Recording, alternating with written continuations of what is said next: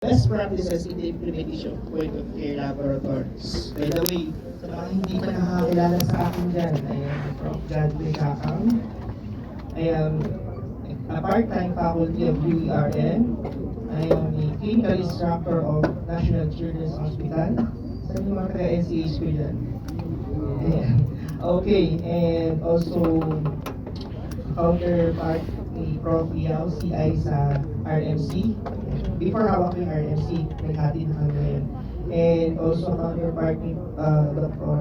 Rubilos sa Vilo Medical Hospital. So hindi pa nila ako nakikita kasi may bulag siya. Okay. Also, I'm a full-time medtech in the Philippine Heart Center. I'm okay. I am the Quality Assurance Officer of the Laboratory Medicine. And kaya nakita nila madalas ako maingay doon. Ingay ko, di ba? Kung punta ako, nasa lab ako, pag nandyan ako, ingay ko, energetic pa. Alam mo? Okay, pagkasama nila ako sa post, nila ako. Okay. Let's proceed to our topic.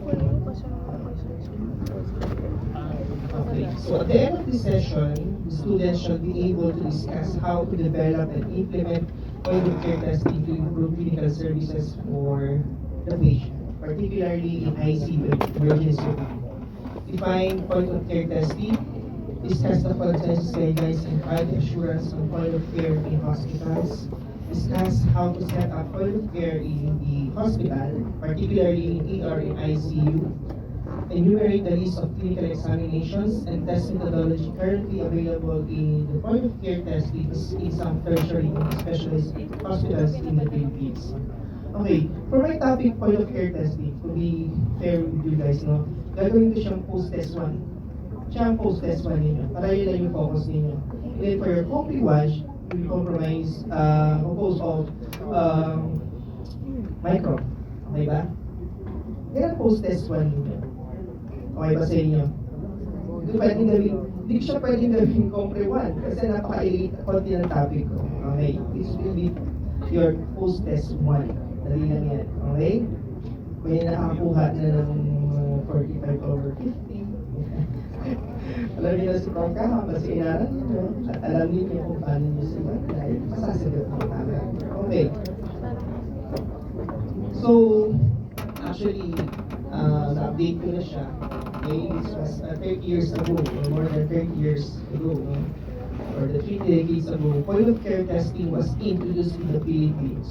Okay, so it has been established both within and outside the hospital. Pwede siyang sa physician's office laboratory, using physician's office laboratory. There are some doctors or consultants or physician na nagpe-perform ng testing sa clinics nila. Like for example, are you familiar with glucometers? Yes. Glucometer is an example of a point-of-care device. And sa hospital ba ninyo, nakikita ninyo na sino gumagamit pa ng glucometer sa hospitals kung saan kayo nag-duty? Okay. Pagbalik nyo ng hospital ninyo, tanungin nyo sila. Okay? Tanungin ninyo. Paano siya pinag-QC? Paano siya pinag-calibrate? Have you observed that for these glucometers, pinag-QC ba ng mga staff ninyo? Pinag-calibrate ba? Okay? Ilang levels of control ang QC ginagamit natin? High and low, 2 levels of control. Okay? So, but the concern about the concern in point-of-care devices in most hospitals and clinics, no, it's all about the quality control testings. Okay? And also the quality of the result. Why? There are some, they utilize the analyzer of the machine without doing the QC. Remember, QC is to check the accuracy of your testings. The accuracy and precision of your testings. And for the calibration to check if your machine is okay, if your analyzer is giving the right reproducibility of your machine. Okay? So, according to Department of Health Administrative Order number 2007-007, okay, it states that a point-of-care testing should be conducted in a hospital and it is required to be under the management or supervision of the Department of Laboratory and Pathology. Okay, so meaning, kahit hawak ng, in other hospitals, glucometers are being handled by nursing services. Okay, kahit under siya ng nursing services, okay, it should be supervised by Department of Laboratory and Pathology. Yan. So supervise dapat ng Department of Laboratory Pathology with periodic maintenance, daily quality control testings, plus the competency of the staff. Hindi pa pwedeng gamit na siya ng gamit. May mga new nurses, paano ito gamitin? Papanoorin lang nila and then gagawin na nila. No, it's not the proper way of having using the analyzer. You should undergo training. Simple lang yan, sir. Bakit kailangan ko ng training? Again, it's a mandate coming from the Department of Health, particularly the Bureau of the Health Facilities, Bureau of Health Facilities of the DOH. Okay. Even in accreditations, the ISO 15189, College of American Pathologists, same pa rin ang kanilang goal that all analyzers in the laboratory must undergo calibration and quality control testings, plus those staff who will use those analyzer should undergo training, competency training. Yeah. Okay. The Department of Health AO 2007-0027, na-revise na yan. Okay? Na-revise into Department of Health AO 2021-0037, which is known as the new rules and regulation governing the regulation of clinical laboratories in the Philippines. Right? So may 3 points na kayo. Okay. So, let us define point of care testing. According to AO 2021-0037, a point of care testing refers to diagnostic testing done at or near the site of patient care rather than in the clinical laboratory or central laboratory. It may be in the emergency room, operating suites, wards, and ambulances. Yeah. You can make use of a point of care testing. Okay. So why I mentioned satellite laboratory here? Okay. What is satellite clinical laboratory? It refers to an extension of the main central laboratory located within the facility's compound or premises. It shall have the same service capability as the main laboratory, but not as replacement for the central laboratory. Oh, who among you here have a satellite laboratory in your hospitals? Sa kayo nag-duty? Saan yan? Emergency room? OPD? Okay, emergency room. Sino meron sa OPD? Okay, OPD lab, malapit sa gate, tama? Doon sa kanto. Doon sa may tower ng may tangke ng tubig, di ba? Sa baba nun, tama? Alright, ano yung OPD lab? Ano ba sa Carol? Wala na, retire na. Okay, but in the Philippine Heart Center class, our setup, we have a satellite laboratory and yet we have point of care. Meaning, yung satellite laboratory namin is within the premise of the ICU. Ayan, doon sila nagdadala ng ionized calcium. Tama? Okay, in the emergency room, sa second floor ng ER, nandun naman ang ER satellite laboratory.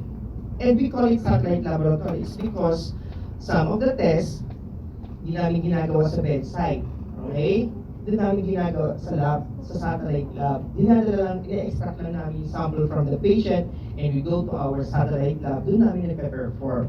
But in some cases, like for example, heart to extract, no? At kailangan namin ng prothrombin time. We'll just prick the patient. Punta kami sa patient, beside the bedside testing, we prick our patient in 2 to 3 drops. After 10 seconds, may result na kami ng prothrombin time. Sa inyo, ano meron sa lab? You extract, sample, and then you transfer the blue top, then you transport to the laboratory, send din natin 15 minutes at 35,000 RPM. Tama? Tama? And then after that, sala natin siya saan?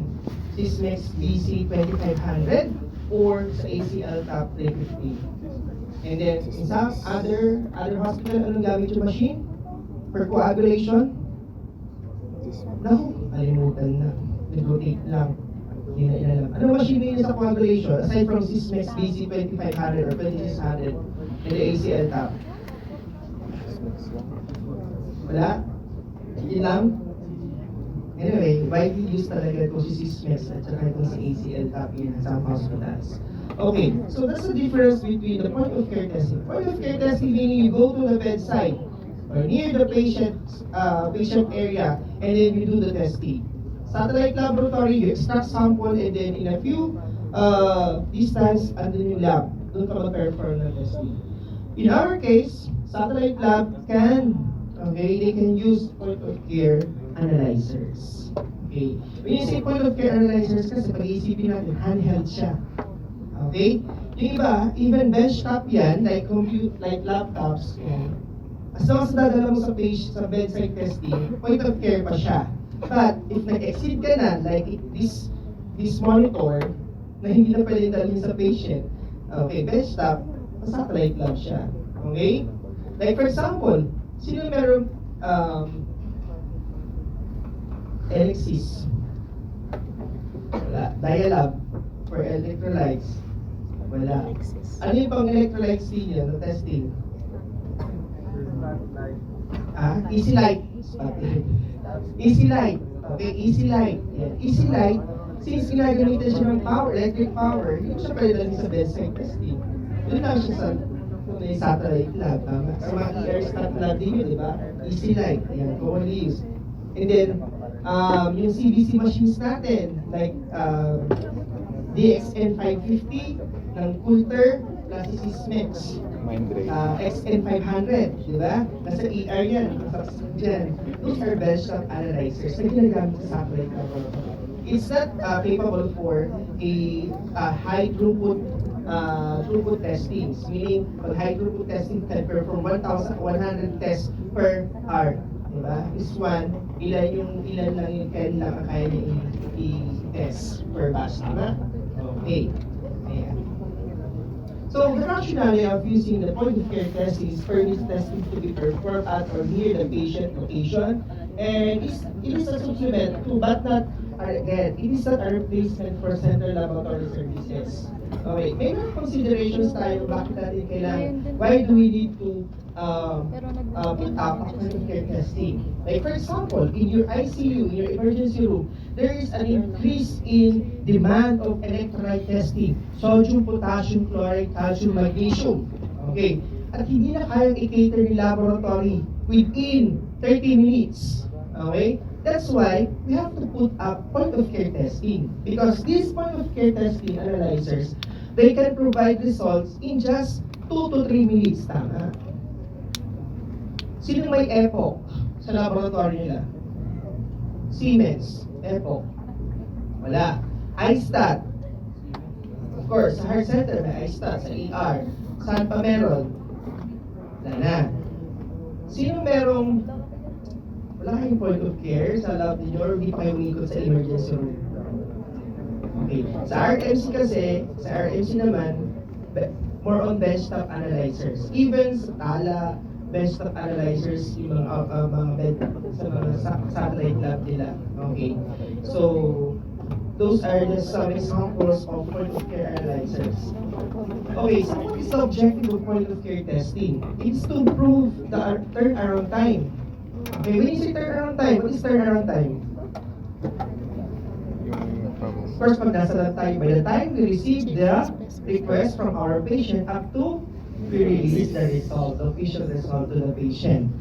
And then, for the therapeutic turnaround time, when you say therapeutic turnaround time, by the time the consultant or the doctor initiated, okay, the consultation to the patient, and then he give the request until the appropriate critical treatment is given.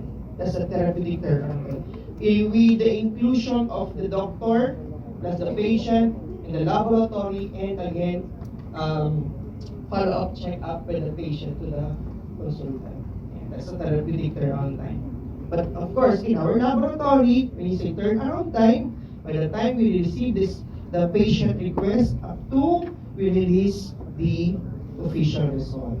Okay. So what are the benefits of having a point of care in the laboratory or in the hospital, faster turnaround time. Remember, when you say stat, uh, when you say stat in the hospital, ano yung guidelines natin pag sabi stat? You need to release the result within 1 hour. Okay. Pero class, may mas mabibilis pa sa 1 hour na yan. 5 minutes, 15 minutes, kaya? Yes, kaya. Okay, even 10 seconds, kaya? Okay, sa mga nag-rotate na sa point of care dito, then they witness already how fast our point of care machines. Okay? Kaya magbigay ng result na probably time in just 5 seconds. Drop of blood, after 5 seconds, may PPINR ka na. Okay? Yes. For APDP, though mas matagal siya, di ba? For the central lab analyzers, bibigay siya ng machine for at least 7 to 8 minutes. In a point of care testing, in just 2 minutes, may result ka na. Okay? Rapid progress in the management of patient. Of course, if there is already available result, you can manage the patient. But ang question here, kung napupunta ka sa ER, madalas sinasabi ng mga nila, na hindi ko papangalanan, wala pa po kasi result in laboratory nyo, kaya hindi ko pa matignan ni doktor. Tama? Nagagalit na yung patient dun sa corner, dun sa ER ward. No? Nagagalit na sa bed. Ba't di niyo pa tinitignan yung anak ko? Sumusuka na nga, nahihilo na nga, hindi na makahinga. Di niyo pa minamanage. Alam niyo, sagot nila? Kasi po, wala pa po yung result ng laboratory. Narinig ko rin yan somewhere in QC na hospital. Kasi nga, nandun kami ng madaling araw, nag-aalit na siya. Tawag ako sa kalala ko, Mente, uy, wala pa kayong result. Alam mo, kanina pa po yung na-release, sir, 30 minutes ago, sir, nung pagkabigay sa amin. Meaning, ginagamit tayong reason. So, mga patient, kapag nagagalit na sila, okay? Soon, pag kayo naging doktor, ER, doon naiintindihan natin, sa emergency room, isa lang naka-assign na doktor. But of course, you should know your priority.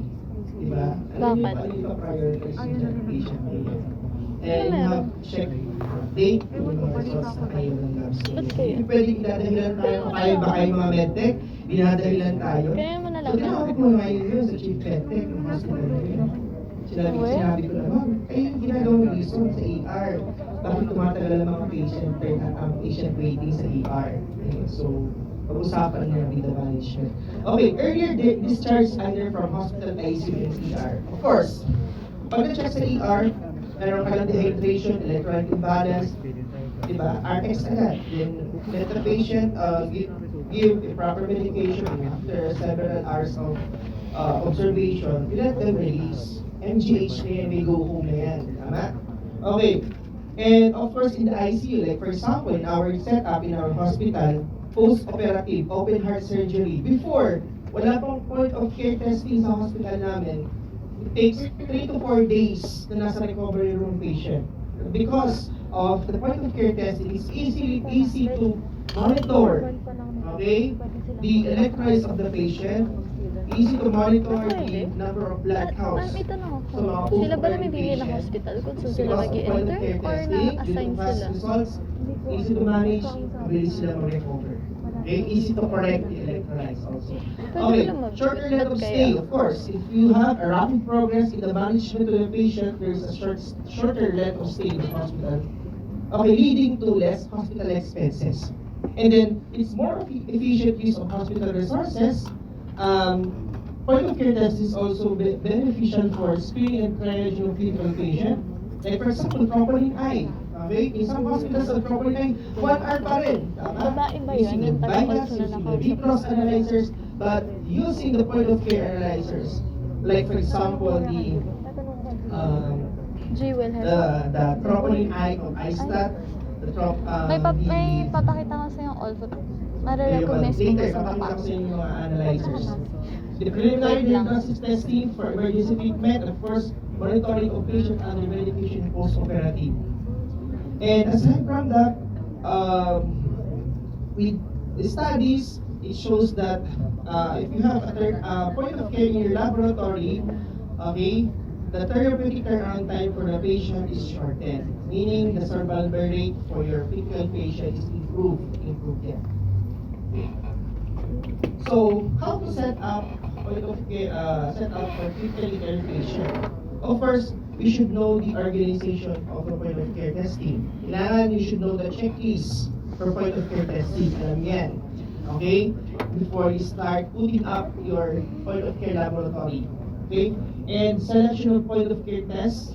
Ano yung mga dapat natin i-offer based on the census, based on the demand of the consultant.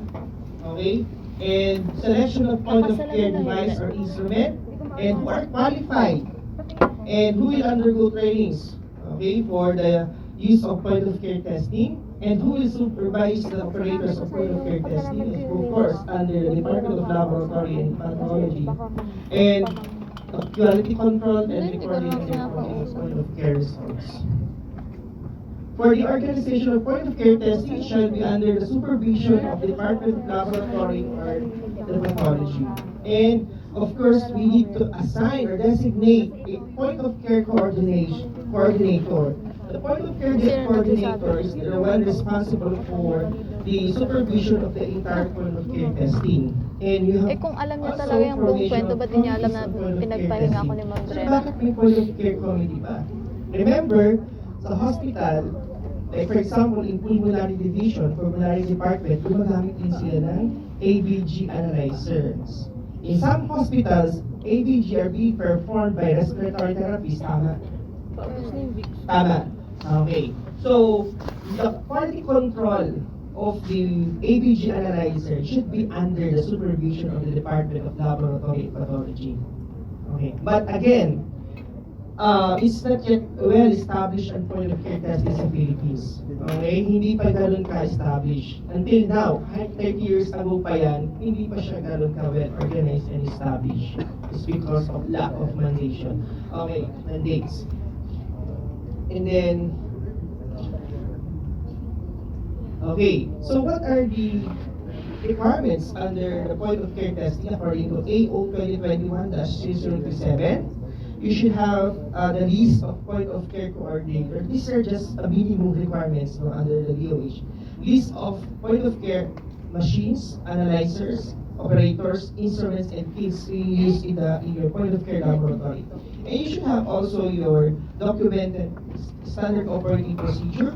Also a document wherein you have conducted your periodic assessment on the use of point of care analyzers. Even minutes of meetings, when it comes to assessment by your top management, and also point of care committees, minutes of meetings, dapat documented lahat yan in your procedures on how to conduct them. And also, your standard operating procedure. Okay. In the selection of point of care testing, okay, what are your criteria to be done at point of care testing? Okay, criteria of test and location of point of care in the hospitals. Of course, the committee on point of care shall select and recommend the tests that will be done in the hospital based on the following criteria. First, there is a clinical indication for the performance of such tests at the bedside. Meaning, like for example, pwede bang mag-assay tayo bedside testing ng sodium potassium chloride plus calcium? Yes. Kapag yes siya, ano next? You have to search and select the analyzers na capable nun. Pag hindi, extract tayo ng blood, dahil natin sila. Hindi natin siya i-offer. Prothrombin time. Kaya ba ngayon na mag-perform ng prothrombin time in a near bedside testing? If yes, we look for a machine that is capable for that kind of procedure. Diba? Okay. Yes. Pwede na po ngayon. Meron na. Like for example, si Roche Qualuche can perform prothrombin time in ABTT in the bedside testing. And even your iStat analyzer by Apple can perform PTINR in the bedside testing. Diba? So, and then, because of the innovations, emerging technologies, ang dami na ngayong nag-offer ng point of care testing. Kasi yun yung nakikita nila na future ng laboratory to lessen the burden of the central laboratory sa dami ng pasyente sa outpatient. Tama? Okay. Availability of such point of care tests from, of course, if there's a reliable suppliers, mamaya, hindi naman sa pangano, no? Yung China product, tapos hindi siya na-calibrate, no? Auto-calibration, which is doubtful kami sa mga ganon, okay? And then, what else? Meron siyang ISO accreditation, certified siya, and of course, cost effectiveness of such point of care testing. I admit that a point of care tests are expensive, no? Napakamahal yan. In potassium request lang sa central lab, 250 to 30. But in point of care testing, 800. So, mahal. Because you are paying for the quality of the services, the results, and the fast. Yung bilis, the promptness of the result of the analyzers. Kaya siya mahal. Okay? But, yung patient po naman, di ba? Naghihingalo na, kailangan ng testings. Siyempre, pipili ko na point of care testing kasi ER. Okay? But not all the time naman. Pag na-admit na yan, sa regular ward, regular test na ang gagawin nila. Okay. Next. Okay, the Committee on Point of Care shall select and recommend the tests that will be done in the hospital based on the following criteria. Yun na yung discuss natin. While the selection of point of care devices or instrument, you have to set the minimum criteria for point of care devices or instrument. First, it should undergo calibration and validation of actual performance by computing the reproducibility and accuracy of the results of this point of care analyzers. Okay. Sa hospital ba ninyo, nakikita niyo ba na kinakalibrate yung mga machines, especially kapag bago yung lot numbers ng mga reagents natin? Tama? Di ba? Kinakalibrate yan kasi pag hindi kinalibrate yan, hindi yan babasahin ng machine, hindi yan i-recognize. I-enter dapat natin yung new lot number. After calibration, ang gagawin? Kailangan mag-QC. Okay. Tama. Alright. And, sir, paano ninyo binavalidate yung mga point of care analyzers? We do comparability testing. Okay. When you say comparability testing, you make use same specimen for that particular test. Like for example, potassium, sodium, chloride, inaran namin yan sa point of care analyzers using the same sample, doon in the same sample na connect namin, we run it in the central laboratory. Inaran namin sa central laboratory. We collect all we collect all results, no? Lahat ng results na nila namin, even the CBC, ina-collect namin mga values na yun, and we compute for the correlation. The Pearson correlation, is it strongly positive, high, strong, positive correlated ba siya? Plus the test for significant difference. Are they significant different or there is no significant different? Meaning, if there is no significant different and they are with high and strong positive correlation, meaning it's comparable siya with the central analyzers. Okay? Pag may nakita naman na medyo malayo na yung correlation, and then the p-value is less than 0.05, no significant different, with high significant different, pinifail ko na siya. I don't recommend this analyzer. Ayan. Even before, gumagawa ako ng 2012 ako nag-start na compute ng mga comparative testing. Hindi justify ko ano yung mga machine. Siyempre, pipiliin mo, makikita mo talaga sa brand, Germany, US, leading sila pagdating sa point of care analyzers. Umahabol lang talaga yung mga China product. Pero ngayon, mahuhusay sila. Kaya nila i-imitate yung technology na pwedeng gawin ng US product and Germany product. And then, ang mangyayari doon, anong output doon? Anong outcome doon? Mas mura na yun sa China product. Which is, kayang gawin ng kung ano yung kayang gawin ng US and Germany product, kaya na rin gawin ng China product. Nagkakatalo lang sa mga specifications kapag nag-believe. Okay. Point of care devices should be coming from reliable suppliers or distributors, preferably with a good track record of service, gives comparable results as main laboratory method, state-of-the-art quality assurance features, including automatic calibration, portable and user-friendly, maintenance-free except for routine cleaning, may be connected to, of course, data management or the LIS, particularly with QC and the patient result. Okay. Sir, naka-LIS na ba yung mga point of care ninyo? Not all.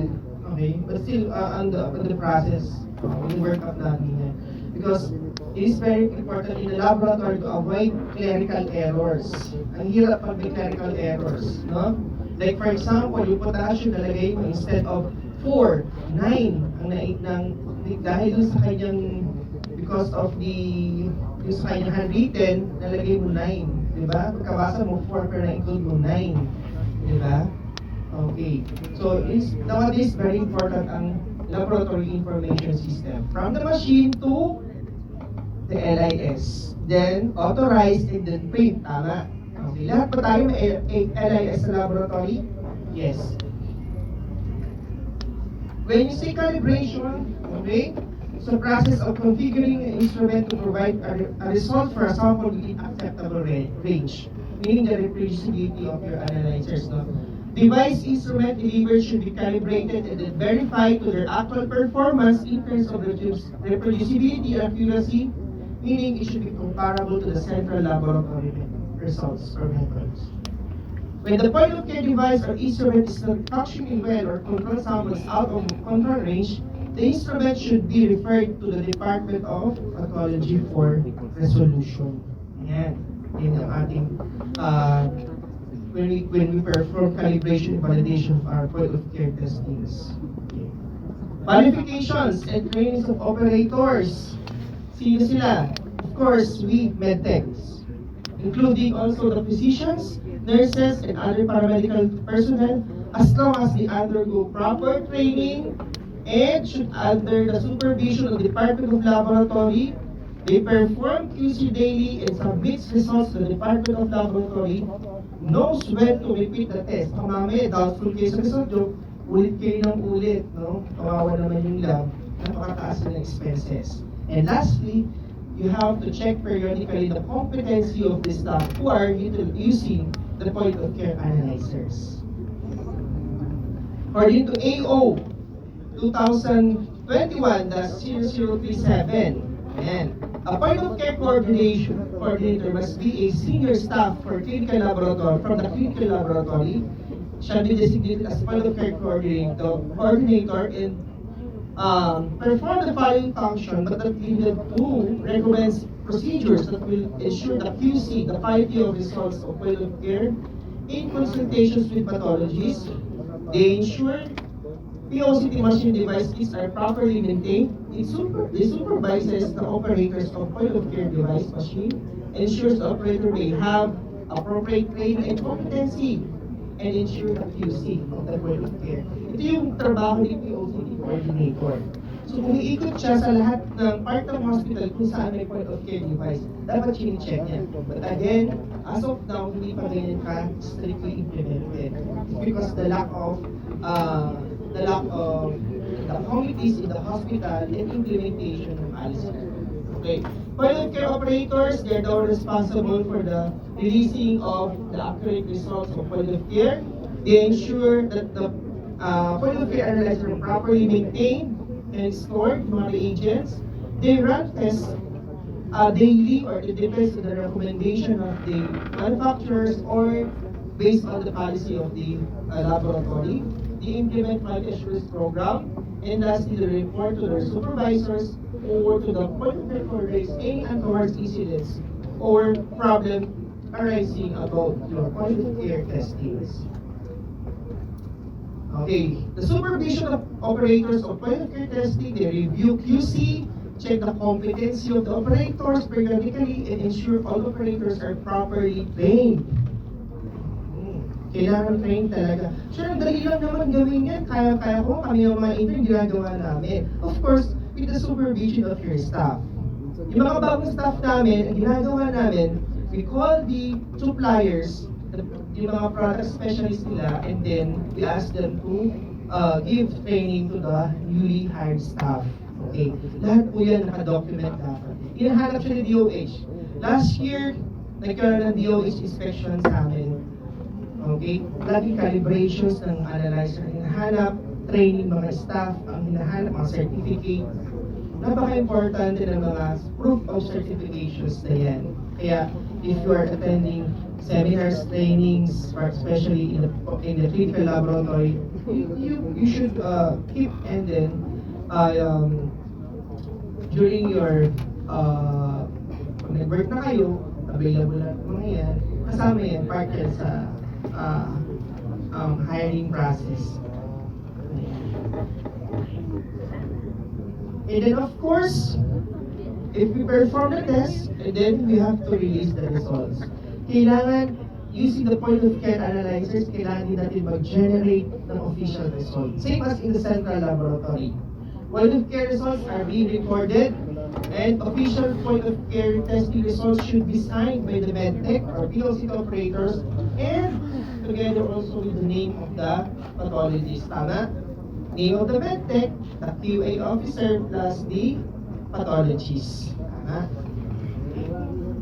When it comes to quality control, the running of QC solutions by the point of care operators at least one each day, and record results in QC chart using the Levy-Jennings chart. Okay? Any outside control range, you should refer to the Department of Laboratory for resolution. And, like for example, pinilit natin, run tayo na run ng QC, nakalima na tayo, pero out of QC pa rin. So you have to investigate na. Hindi pa pwedeng ubusin mo yung mga available na QC reagent mo and then yet out of QC. Yun pala, pwedeng kailangan ng calibration ng analyzers natin, or pwedeng kailangan natin ng preventive maintenance sa analyzer natin dahil madumi na yung internal parts niya. Okay, so for any incident that you encounter, you should refer it to your supervisors. Okay. You need a break? Hindi na? Hindi na? Uwi na? Antok na kayo eh. Coffee break. Okay. So that's the on how to set up point of care testing. You should know your organization, okay, checklist of the requirements on how to put up point of care testing. Next, we have to select the point of care device and test to be performed in the point of care laboratory. Second, okay, in the implementation process, we should provide competency training to the staff, okay, for them to be qualified as point of care operators. And you should assign point of care committees, you should assign point of care coordinator, and then of course, you have to implement quality control testings in point of care laboratory. Okay, and of course, with the documentation and reporting of the official results of point of care testings. Okay, so I have here a journal, okay, by Habib Khan, okay, using the Journal of the International Federation of Clinical Chemistry and Laboratory Medicine. Okay, in this article, no, entitled Best Practices in the Implementation of Point of Care Testing Program, Experience from Tertiary Care Hospitals in the Developing Country. So, in this article, class, they identified the gaps, okay, the gaps in their point of care laboratories. And they found out with these three categories under pre-analytical, analytical, and post-analytical, okay? In the pre-analytical, they identified there is a lack of instructions for specimen collection and preservative. Meaning, wala silang SOP. Piniperform lang nila yung testings without any documentation, particularly the standard operating procedure. Lack of evidence of training and competence assessment regarding pre-analytical factors that may influence the result. Lack of information regarding identification of point of care operators, and there is no point of care testing charging mechanism. Hindi siya to charge. Okay, ina-add lang sa bill.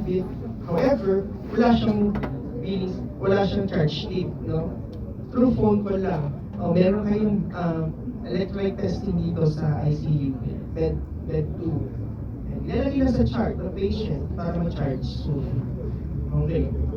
Next, under analytical, okay, lack of evidence of training competence assessment of POC users or the operators. Lack of evidence of QC process. Nag-QC po kami. However, wala silang proof. Wala silang Gantt chart. Wala silang Levy-Jennings chart. Wala silang logbook. Okay? Or even in the NI, kasi hindi nila record. Okay? Next, absence of dated quality assurance and quality control policies. no participation in proficiency testing program, less optimal information on policies, regulations, supplies, and standard operating procedure, walang written, walang documentation ng kanilang technical procedures. Okay? Even in the identification or field of site of testing and no records of equipment calibration. This one is very important in the laboratory.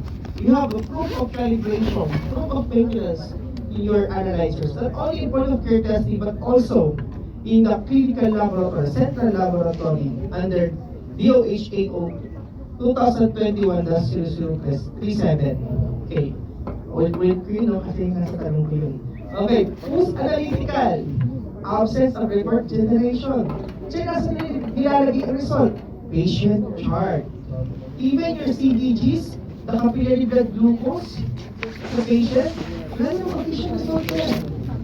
Nasaan siya? Nasa patient chart. Okay. Manual recording of patient results.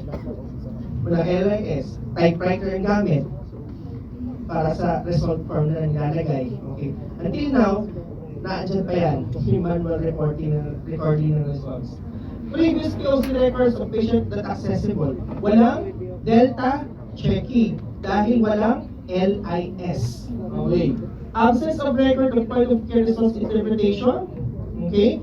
There is no connectivity of equipment with the LIS for prompt result reporting and to minimize clerical errors. Okay. So, to address the gaps identified in most of the tertiary hospitals with point of care testing, okay, these are the key essentials that we need to implement in the quality management system for POCT program. Of course, under organization integration, you have your point of care committees. You have to identify the roles and responsibilities of the team, of each team. Even the point of care coordinator, there must be a clear responsibilities or job description. You should identify the workflow. Okay? Hindi mo pwedeng i-adapt natin yung workflow sa central lab because it's a long process, di ba? Here kasi, pwede natin exclude na yung sample preparation. Okay? From patient to sample collection to process. Pwede na yun. To analysis of your sample. Wala nang sentry-sentry sa point of care. A drop of blood, diretso, may result ka na. Tama? Okay. Sir, what if may sentry? Satellite lab yun. Okay? If you use your blood sample immediately in the analyzer, point of care testing yun. But nag-undergo pa siya ng centrifugation, collection, centrifugation, pero nasa satellite lab ka, that's for satellite lab analyzers yun. Okay? And then release the result ka agad. Okay? Next. POCT program contact information must be identified also. Then, quality assurance, internal QC, proficiency testing, lahat yan. Assessment and audit, equipment procurement and method selection, method validation, SOP of each test in the point of care laboratory. Result reporting recording, panic value reporting procedure, okay, unusual result reporting procedure, equipment maintenance, lahat yan. Control policy, troubleshooting, appearance, management, safety, infection control should be integrated in your point of care laboratory. In the training and competence assessment, meron kayong curriculum na training. How do you perform your training? You should have your process and competence assessment, may mga exam din yan, and then certification access to point of care device. Kung nagpapa-exam ako sa mga POCT operators namin through, siyempre hindi naman nila alam dun sa, through Google Form, yan. Nakasagot ko lang sa kanila, hindi open book sila, di ba? Okay. So, in the point of care laboratory, okay, our routine process in the lab is you have to collect the sample, okay? You have to collect the sample and then check specimen label, integrity, and process the specimen. Okay, but if you are doing your point of care in the laboratory, collect and transport the specimen to point of care laboratory, okay? Patient with no access line, meaning arterial line, central line, or the IJ, okay? MT will perform phlebotomy during warding time. But in the real setup of point of care testing, walang pinipiling oras yan. Walang wording time yan. Meaning, pag nag-request ng stat, pupuntahan mo agad ang patient mo, extract sample, and then analyze. Ganun po yun. Okay? But again, it depends on the guidelines or the policy of your hospital kung paano nyo i-implement ang blood collection. Okay? Next, patient with access line, bedside nurse, or the doctors will collect samples then send to the point of care testing with the test requisition. Check specimen label pag arrive sa laboratory. Okay, check nyo kung may microclot and process specimen, validate the result, and release the result, official result. Okay? Okay, so the current test offered in point of care laboratory. Okay. In the ICU, ER, they offer same tests and even cardiac markers. Yan po yung mga offer. Electrolytes, sodium potassium, chloride, iodine, calcium, magnesium, CD function test, REA, BUN, coagulation, protein time, inactive cardiac time, CBC, okay? In the ER, also may cardiac markers tayo, the myoglobin, CTMB, CT total, plus your troponin, high sensitive troponin high. Nowadays, diba dami na rin ang request ng procalcitonin, right? O para saan ang procalcitonin? Ha? Saan ginagamit ang procalcitonin test? Sorry? Yes, sepsis. To identify if the patient suffers from sepsis. Okay? The higher the value, the higher ang infection rate, meaning nasa systemic na yung kanya. Kaya ang sepsis na systemic siya. Diba? Okay. Lalo yung mga nasa ICU at emergency room, long stay. Diba? Okay. My next topic class is, again, I'll be enumerating some analyzers, no? Kasama dito sa okay. Specific medical products described for my disclaimer, demonstrate clearly that the sessions are provided as an example only and are specifically endorsed by the presenter. Hindi po ako ahente para mag-endorse ng product dito for your future laboratory. Hindi po. Kaya mag-contact me. Hindi po ako ahente dito. Okay. Example here is the point of care testing iStat. Okay? Manufactured by Abbott Laboratories. This machine can perform a lot of test examination, a lot of diagnostic tests. In just 2 to 3 drops of your blood, and within 2 minutes, may result na kayo. Ginagamit namin siya for electrolyte testing, for kidney function, okay? Electrolyte, sodium, potassium, chloride, iodine, calcium, BUN plus creatinine.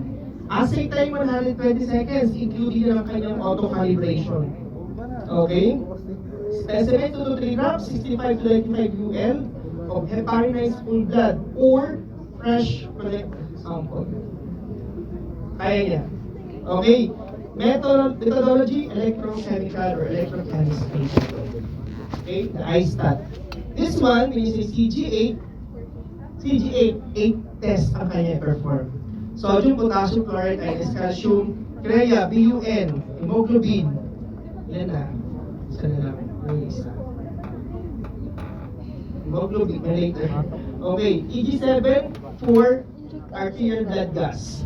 Okay, your KF8. This one, I have the list. Okay, konti na lang. Larga na ako. Okay, meaning, lahat ng mga these are the codes of your cartridges na pwedeng gamitin sa iStat. Yan yung kaya niyang i-test. Yan. For example, G3 plus, yan. Ang kaya niya i-perform arterial blood gas. CG4, same arterial blood gas.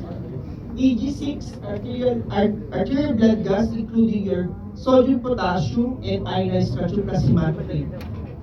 EG7, same. Arterial blood gas including electrolytes. CG8, including electrolytes plus, yan, glucose pala. May glucose siya. Your G for glucose, CREA alone, na-cartridge. E3, sodium, potassium, chloride, iodine, calcium. Okay. Next, EC4, yan, yung mga panels, yan. Yan. Even coagulation, meron siyang activated calcium time, using the Cellite and Kaolin activator, your PTINR. Cardiac markers, si troponin I, CTMB, ProBNP, and D-dimer. Kaya i-perform ni iStat by Abbott.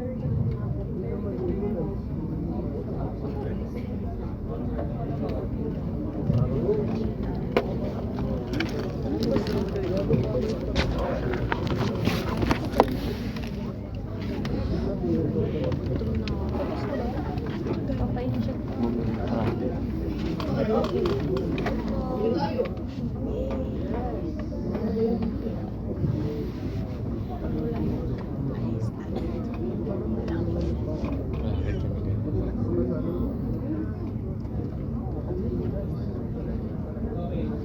Plus, this video is how to operate the iStat analyzer. Wala nga lang siya audio.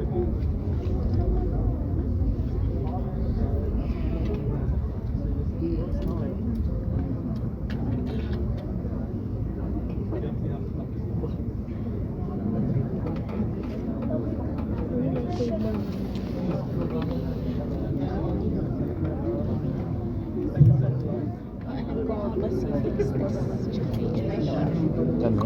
Syphilis. Ah, Antigen test. yung? Enter the patient ID.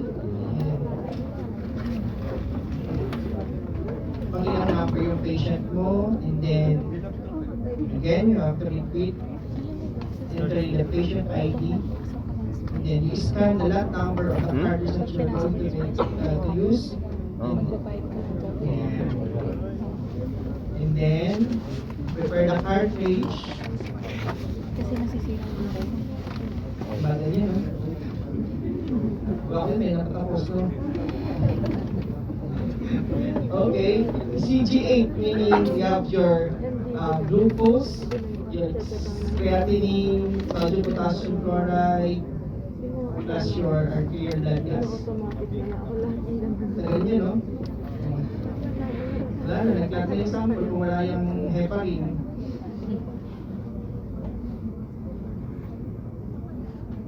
And directly, you can apply the sample to the sample well. And don't worry, meron naman siyang stopper. Then, ganyan. Then after that, you insert the cartridge, and then Para may pag... you count 120 seconds. Sabi ko bilang. Ika-calibrate siya for 30 seconds. Dapat nagdala pala ako ngayon, no? Kalimutan ko. Okay, after 120 seconds, may result na tayo for the arterial blood gas. And then, you can print the result using the Bluetooth printer plus, Bluetooth siya. And then, through LIS, dapat na yung result na. Yeah, this is the iStat analyzer. Again, hindi po ako nag-o-offer or hindi po ako nag-o-offer ng... And also, this is the Epoch Siemens. They have same tests na in-offer except for prothrombin time and of course, except for prothrombin time and cardiac markers. This is for electrolytes or care testing. Okay?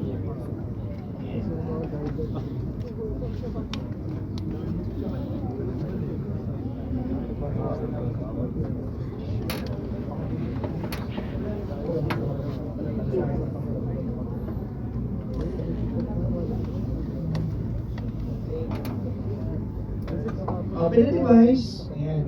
So, nahihiwalay yung screen niya from the main analyzer. Para siyang cellular phone. Enter your user ID manually. Ayan. Scan. Ayan siya. Pwede mo detach yung screen.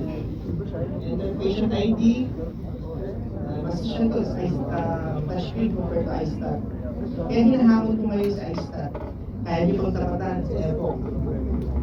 Okay? Then insert the cartridge.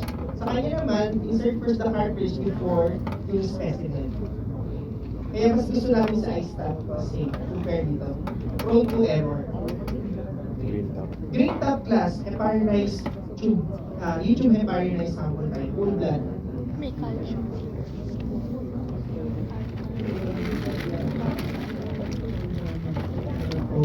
B diamond. Tingnan niya. Venous samples, she's a series to draw the blood out of the lithium heparin tube. Eh, yung namin ito. Nanalo yan sa grading namin, pero hinanapan namin siya ng technical difficulties like ganyan. Class, kapag nagkaroon ka ng air on the spark, mag-error yung ating machine. So, another expense sa lab. Okay?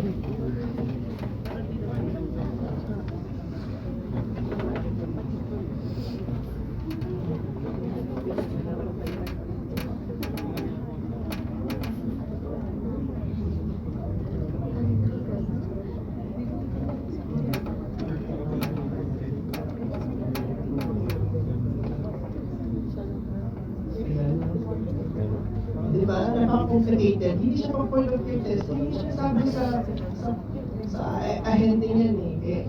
Hindi pa pwede ubra sa amin yan. Gusto na mabilisan. Ay, start pa rin. Yan. So, in that case, yan, tagal-tagal, di ba dami pang yan. Ini-claim nila, yan, mabilis daw ang kanilang reading 1 minute.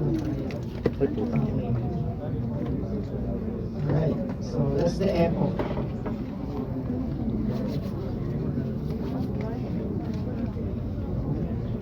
Next. That's the echo. Another is magnesium test using the spot chem. Okay? It uses reflectometry, reflectance spectrometry. Okay? Reflectance photometry. We use 250 sample plus, imagine no, may sarili siyang senti sa loob. Senti yan for 7 minutes, for 5 minutes, then assay 10 minutes. Yung senti na sa loob. Okay? So kung that, lagay mo dyan is lithium heparinized sample. With the sample cup, then mag-run siya for 7 minutes. Yeah. Can assay magnesium, creatinine, and glucose. Lahat kaya rin yung gawin pag in our cup, magnesium hindi namin. Okay, this is the point of care analyzer for Roche. Yan, sa Palo check. Okay, Pro 2. Yan. Meaning can run throbbing time in after depression from the casting time. Casting time, 5 seconds na daw for throbbing time. ABT, 5 to 15 minutes. Okay, insert, enter the patient ID, patient name, insert EU slip, then mag-initialize siya, then drop sample. After 5 seconds, may throbbing time. Throbbing time seconds. How to report throbbing time? 20 seconds, percent activity, and the INR. Okay. Okay, next. Another is, of course, familiar kayo. Meron kayo yan sa lab, sa NCH, meron, di ba? Okay, the XN, Sysmex XN 550. Yeah. So, using the whole blood, anong sample natin dito? Lavender top, right? Yeah. So, lavender top, 10 samples, kaya niyang i-run. Okay? Kaya niya pagsabay-sabayin yun. Okay. So, 10 seconds per sample, 10 times 20 yan. 10 times 20. 200 seconds. Kaya niya tapusin yung 20 samples. Okay? Next, this is the PADFAST analyzer. Okay, for cardiac markers. We have the troponin, high sensitivity troponin I, CKMB, total CK, BNP. What is BNP? Natriuretic acid. Okay, protein acid, di ba? Okay, binding protein. Then you have your D-dimer, kaya natin dyan, using the PADFAST analyzer. It uses chemiluminescent enzyme immunoassay filtration.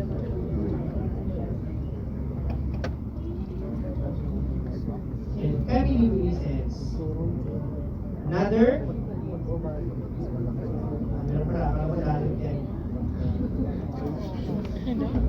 Halo pangalan niya lang. Okay. PATFAS, how to perform PATFAS analyzer. Tingnan ko lang sa inyo para alam niyo yung sinasabi ko. May photo. Ganyan lang siya kalaki. It's the cartridge of the PATFAS. May patpas. And then, ayan, yung kanyang tray, sample tray.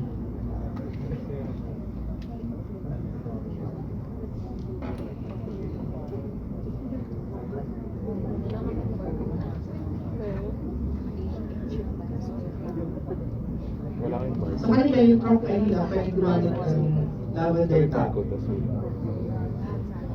Para sa amin namin ginagamit. Green top pa rin gamit. Okay. Sige na. Then, with the tip. Okay, start. pero din yung Enter itsura ng patient ID, then start. So, reach na result niya. Then, may enter it manually. Kapag may LIS yung class, automatic babago sa computer system na laboratory. Doon sa patient.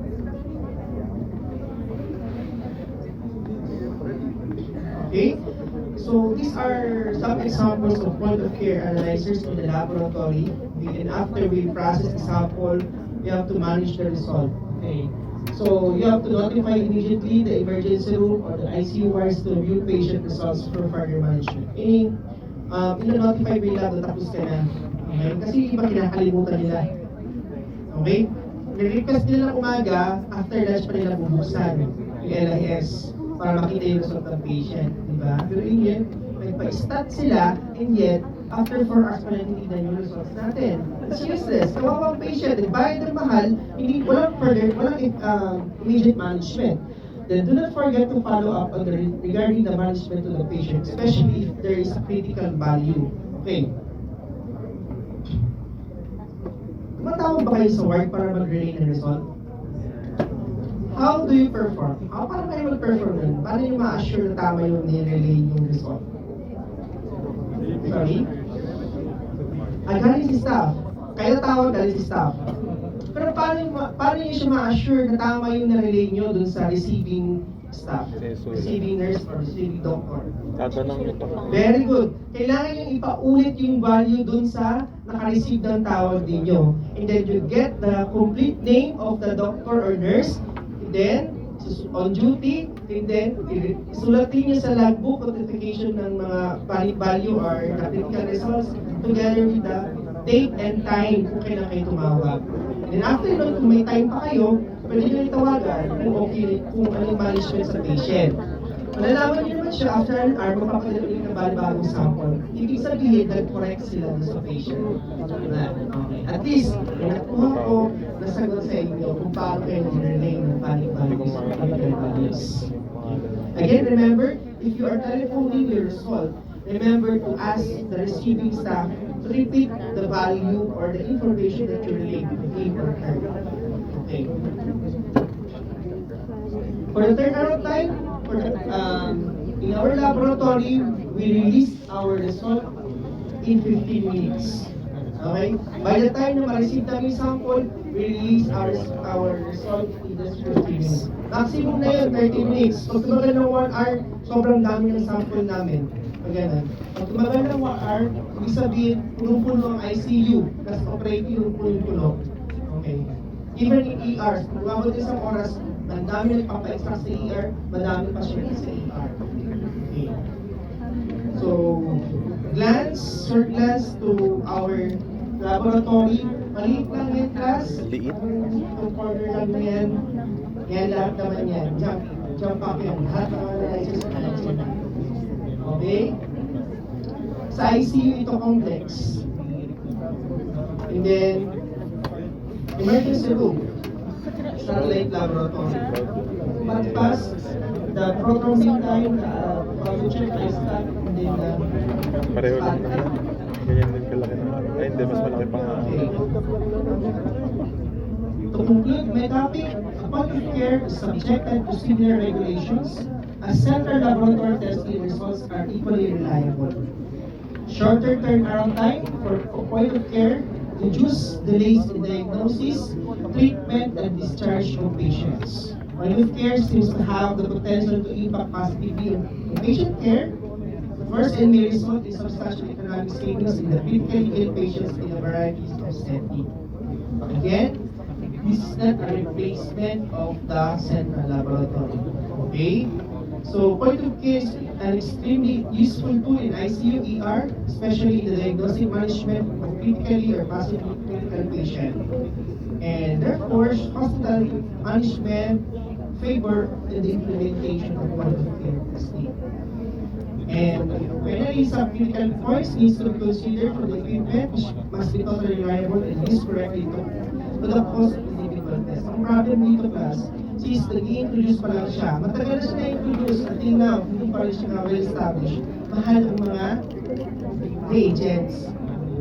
Sabi ko nga, during my seminar sa Purdue last Wednesday, if we have an increase in demand of this point of care testing, the dami ng supplies, magsisibaba ng mga suppliers sa kanila.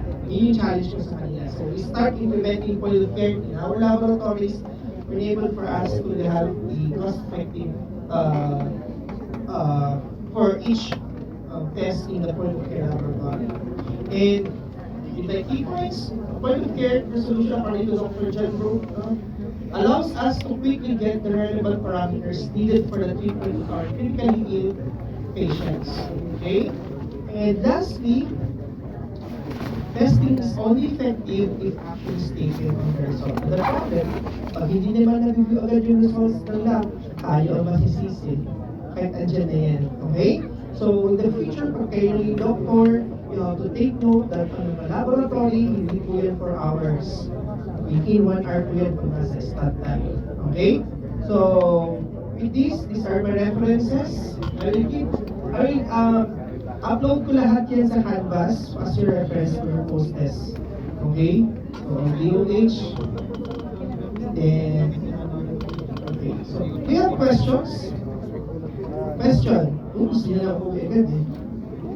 Okay, question. So, before ako mag-dismiss sa inyo walang lalabas, may dismiss as your attendance for today's seminar, including our staff. Okay? Huwag na kayo pag-alagala dyan sa labas, pag pa tayo.